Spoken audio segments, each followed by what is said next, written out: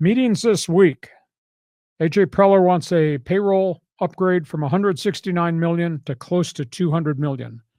I don't know if ownership will do that.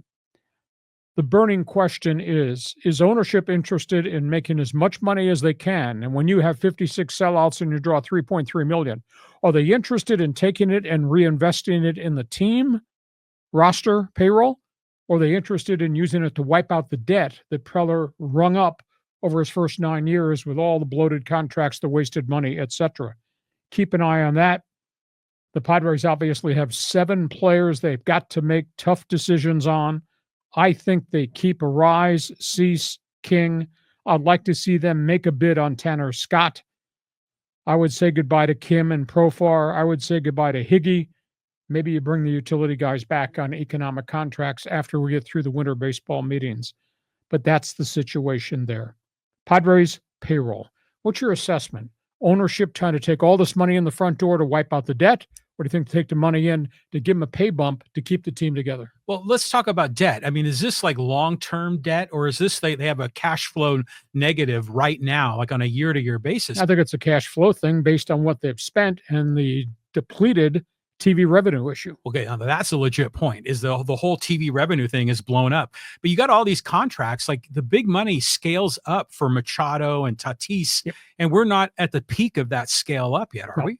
So it's almost like not really debt. It's almost like putting money away on the side so you have it when they need it. Now, in my opinion, the Padres should just keep going all in. As a fan, I can say it because it's not my money, but they had a ton of people at Petco. I mean, this whole thing should work, but I'm not the guy cutting the checks. Okay, so that's Padre baseball. The other team we're going to talk about, the Angels. They've been the most active team since the end of the World Series in terms of acquisitions, and they just made another one today. They just signed Kevin Newman, former starting shortstop, Pirates, Cincinnati, became a super utility man with Arizona.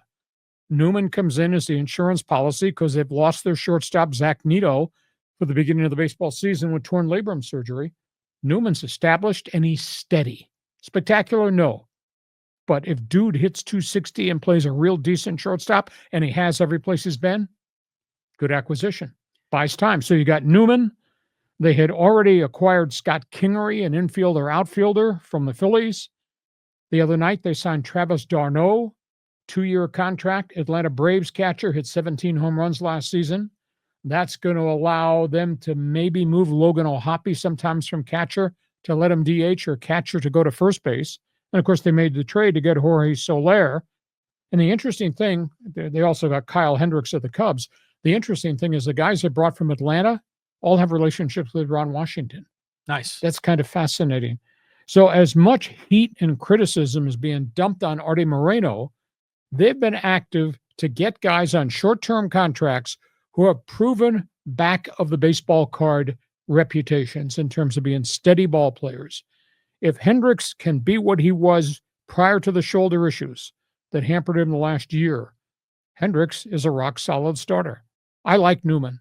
I just think he's steady as she goes, and he's a proven major leaguer.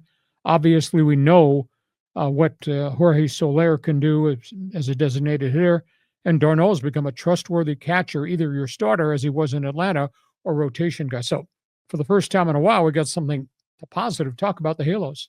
It seems like you're kind of making the team competitive, but you don't see that roster beating the Astros or the Rangers yet. Well, yeah. I mean, you got to have some more young talent, but let's talk about Kevin Newman because, he went right down the street here. Poway High School, good kid, good family. Went to Arizona, played for U of A, Wildcats, was a first-round pick. While he was in college, he played in that Cape Cod League, and that's the top summer league for college ball players, and he won the batting championship 2 years in a row. So he has the ability to hit, but he hasn't done it consistently at the major league level. Hopefully this change of scenery works for him. Well, he did well in Pittsburgh. He did well in Cincinnati, found a role for himself and really helped Arizona. So he comes here as the insurance policy because Zach Neto is not going to start the season. And Newman can play multiple positions. Yes. And by the way, go on the outfield if he wants to. Nice acquisition. He's coming home. Yeah, a nice acquisition. Good on you, Artie, for doing that. But that still isn't making me want to go buy season tickets for the Angels. No, but they're improving the product. And Artie Moreno announced yesterday, because he just did his TV contract and he is staying with Diamond Sports. He's not getting a pay bump, but he's not taking a haircut either. So he thinks this payroll now is going to go up some. So we'll see whether they get real active with, quote, name free agents, but they've rented some veterans who are proven commodity guys. Okay, so Padres Angels, feel free, jump on board into the fans forum if you have an opinion.